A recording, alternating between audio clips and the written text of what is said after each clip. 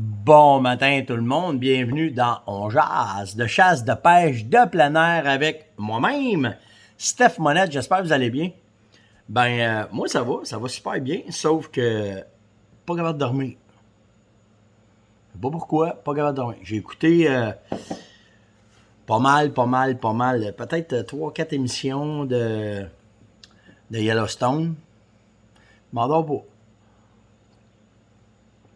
Donc là, je commençais à stresser pour mon jase. Why not coconut? On va le faire tout de suite. Fait qu'il est 4 h du matin présentement.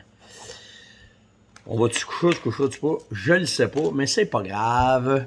C'est vraiment pas grave. De toute façon, j'étais avec vous autres, fait que c'est ça qui est cool. Puis j'avais déjà préparé mes questions, mes affaires. Fait que je me dis, tout d'un coup, je m'endors, puis que je me lève pas, puis fudge. On y va. On fait ça tout de suite. On dirait que j'ai trop de lumière le matin. Ouais, là, c'est un peu mieux. Comme ça. Ouais, comme ça, c'est bon.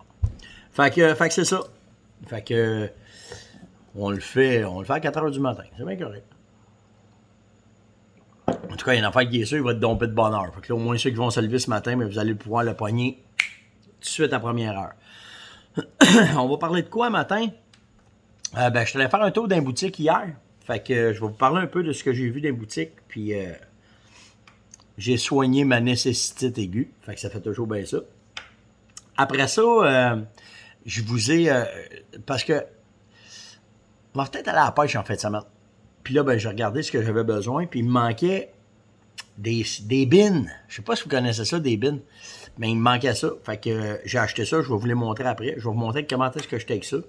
Après ça, on parlait des poteaux d'urine, de Vitalmix. Un truc que je fais, puis c'est Anna qui m'a demandé d'aller plus en profondeur là-dedans. Fait que je vais vous en parler. Puis on parle plein d'affaires. Hein, les récoltes, l'urine, frottage, grattage. Fait que c'est ça. Ça va être ça, le On Jase du 10 juillet. Première affaire. Nécessité aiguë, fallait bien que j'aille au magasin.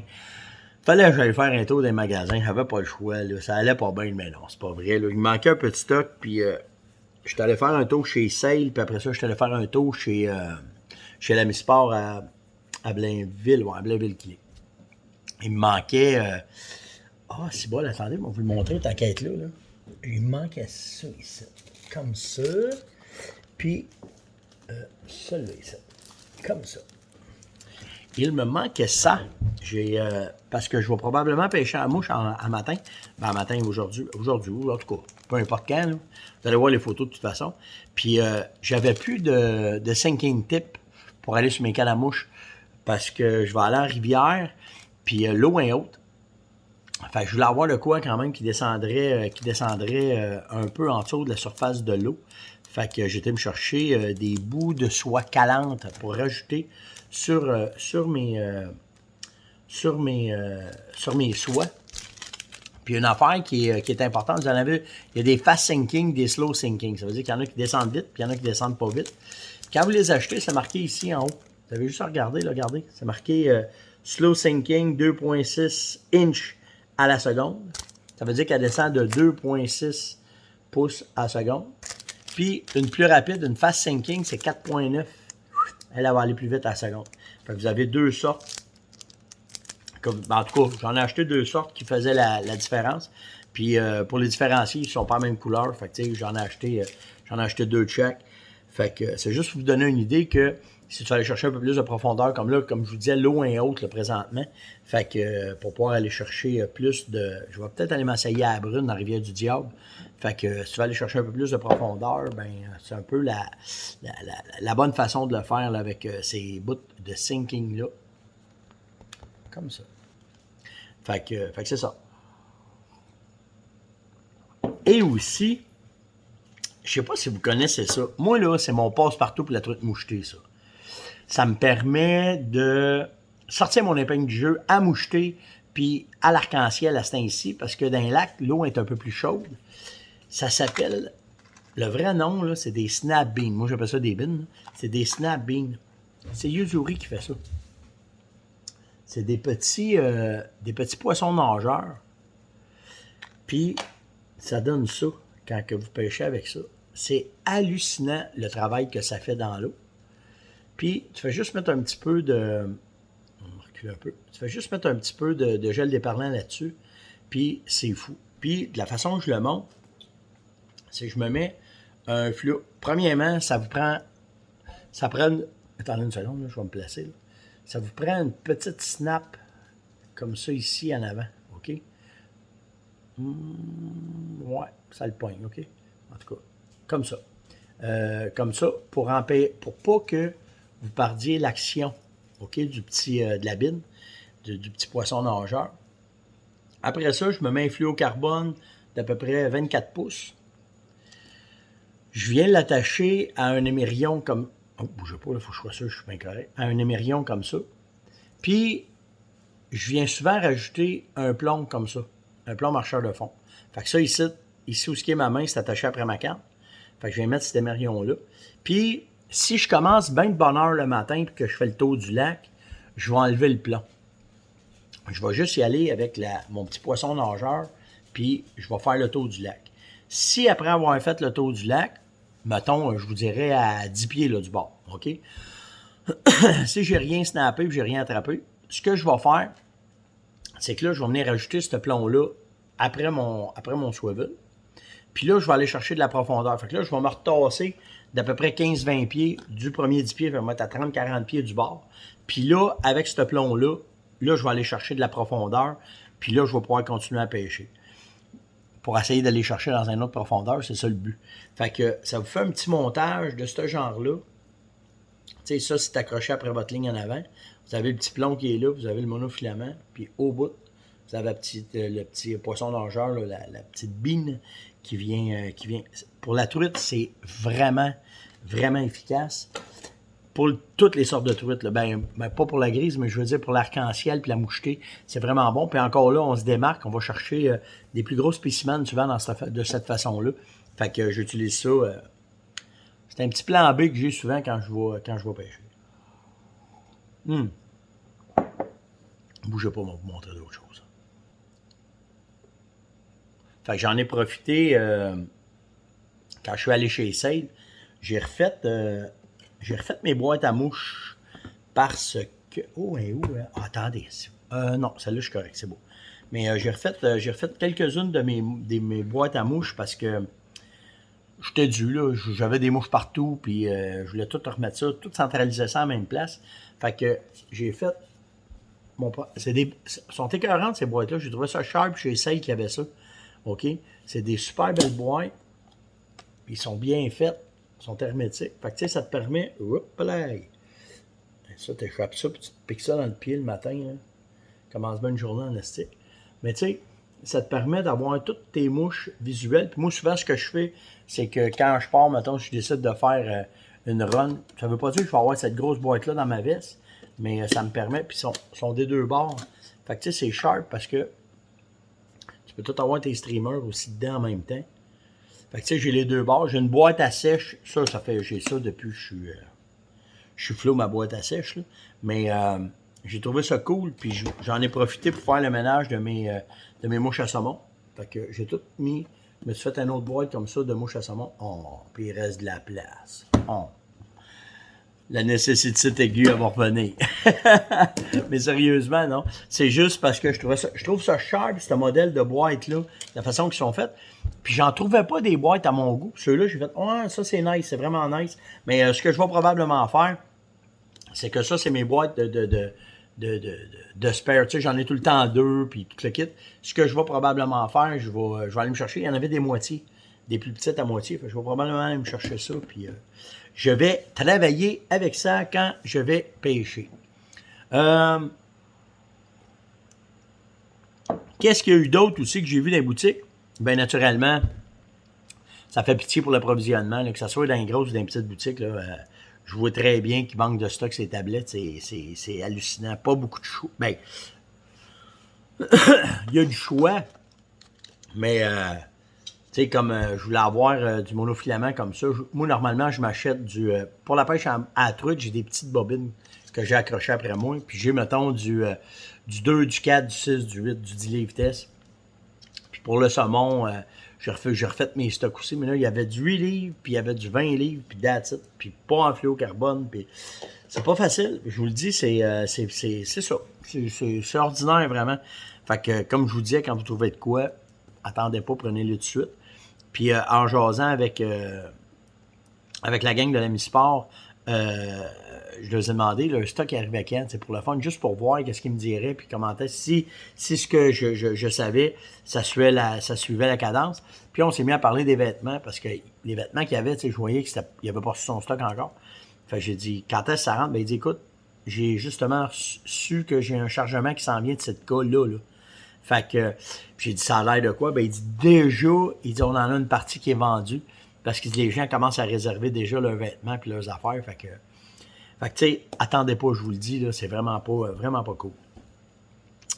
J'ai Sébastien Auclair qui m'a demandé, Stéphane, tu as parlé dans un de tes longears des éponges que tu mets sur tes poteaux de Vitalmix. Ouais, je fais ça. Là, j'en ai pas un matin, je les ai pas trouvés, mais c'est pas compliqué. C'est ce que tu fais, c'est que sur ton arbre, OK, ton arbre, là, tu as ton poteau, tu as ton bloc en haut.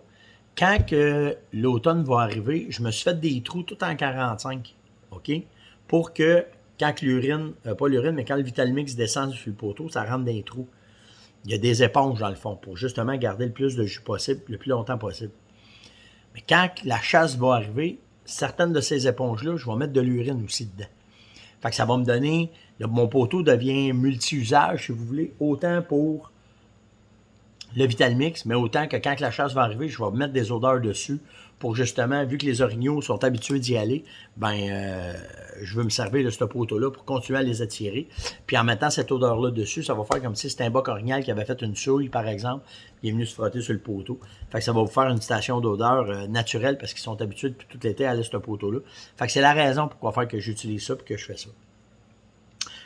C'est pas compliqué, là, je te le dis, je prends une mèche d'un pouce, faites des trous, puis tu t'en prends 3 ou 4 avec les éponges. Puis des éponges, là, des éponges de l'évier, là, j'enlève la patente. Là. Il y a une patente pour nettoyer le fond du chaudron, j'enlève ça, je les coupe tout en petits carrés, puis je mets ça dans le trou, puis ça finit là. Je les traite, par exemple, OK, je vais le mettre, souvent je les fais tremper dans le destrodeur une veillée, puis après ça, je les éponge, je les laisse sécher, puis après ça, je vais les mettre dedans, pour pas qu'il y ait de produits sanitaires ou peu importe, qui sentent pas ce qu'il faut, là. Je traite tout le temps mes affaires avant de faire de quoi. Pierre-Luc me demande, Steph, as-tu un truc pour ramasser l'urine naturelle d'un boc orignal, par exemple, quand tu vas arriver puis tu as un boc? Première affaire, parce que des fois, quand tu vas le récolter, là, ton boc orignal, ça se peut qu'il urine, c'est normal de laisser. Par contre, ça se peut qu'il le fasse pas. Puis ça se peut que tu aies de l'or jaune en dedans. Moi, ce que je fais, en arrivant sur le boc orignal, je prends une taille râpe, puis je mets ça après le pénis. Je viens bloquer le pénis. Ça, c'est la première affaire. Fait qu'après ça, là, tu es capable de faire ton éviscération. Puis quand tu arrives à la vessie, ben là, la vessie, je viens la chercher comme il faut avec mes mains. Des fois, là, c'est gros, là, elle peut être grosse comme ça. Fait que là, je vais venir la prendre avec mes mains, je vais la pincer en haut. OK? T'as la poche, juste en haut, je vais la pincer. Puis là, je prends mon couteau, je la coupe, je la détache dedans les hanches. Puis là, je l'ai dans les mains. Là, c'est là qu'est le problème. Parce que ce que tu veux pas, c'est mettre du sang dans ton urine. Si tu mets du sang dans ton urine, tu viens d'ajouter un deuxième vecteur de contamination, puis là, ton urine va pourrir. Fait que ce que je fais avant de la verser, je vais prendre un linge, puis je vais tout bien l'éponger pour enlever le maximum de sang, qu'il n'y ait pas de sang qui coule dedans. Puis là, ce que je fais, vous allez trouver ça drôle, là, mais j'ai tout le temps des bouteilles d'eau dans mon sac ou dans mes affaires. Je vais couper ma bouteille d'eau, je vais enlever le petit goulot pour avoir un gros goulot. Puis là, ben mon chum, il tient la bouteille, puis là, je prends la vessie tranquillement, puis là, je vais la verser dans la bouteille. Des fois, c'est une, des fois, c'est deux, des fois, c'est 3 bouteilles. Une fois que ça, c'est fait, là, c'est parce que, pourquoi la grosseur du goulot? C'est parce que tu veux que ça soit facile à vider dedans.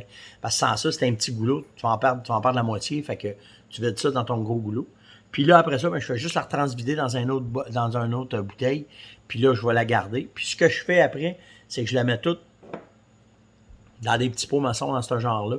Puis je vais mettre l'urine dedans, puis je la gèle. Fait que tu sais, si j'ai 15-20 petits pots comme ça, je vais la geler. Puis là, ben, elle va être bonne pour la saison, ou elle va être bonne pour la saison d'après.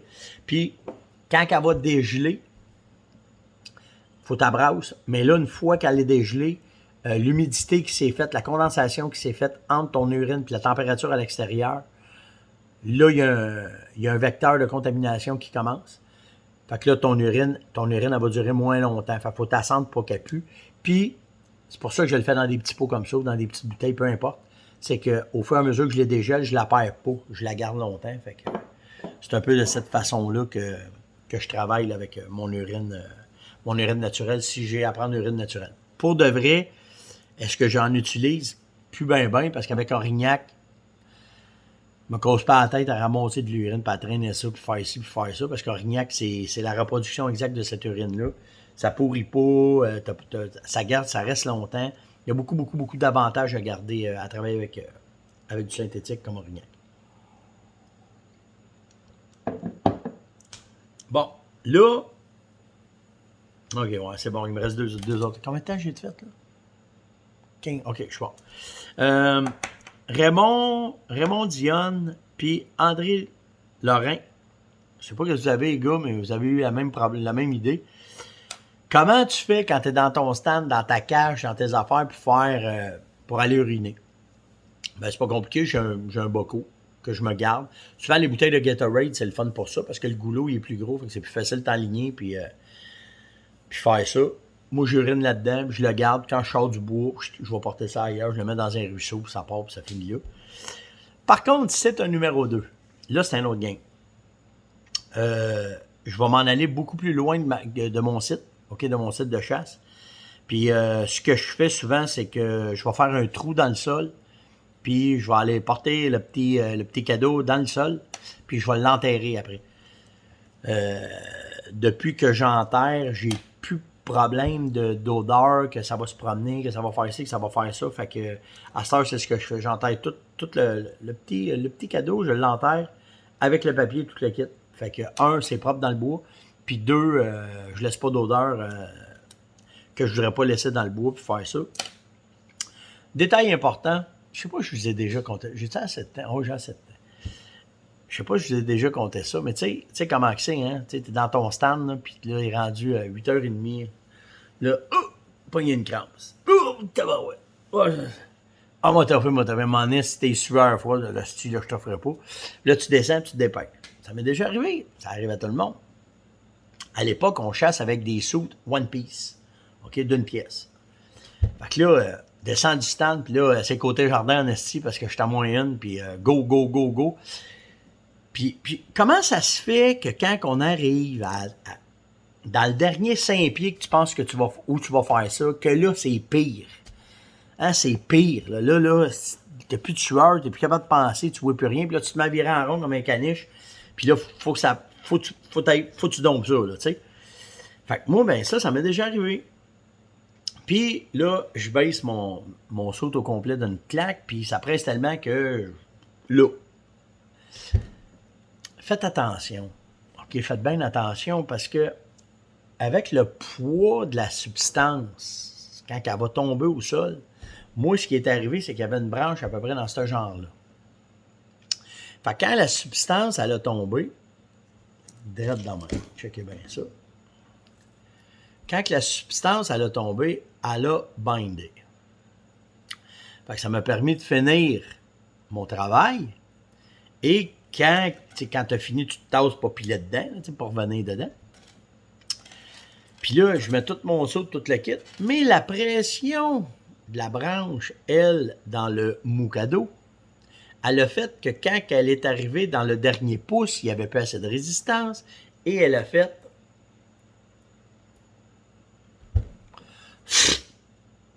une belle ligne trace de marde sur moi. Tu t'es full anti-odeur, aussi. T'es dégueulasse. Fait qu'il a fallu que je parte, j'allais me changer. Mais comment mes chums ont ri de moi quand je suis arrivé au pick-up? Parce que naturellement, quand une affaire de même t'arrive, tu penses que tu vas être tout seul. Ben non! T'as un de tes meilleurs chums qui est assis au bout du tailgate. Puis, ah, matin, justement.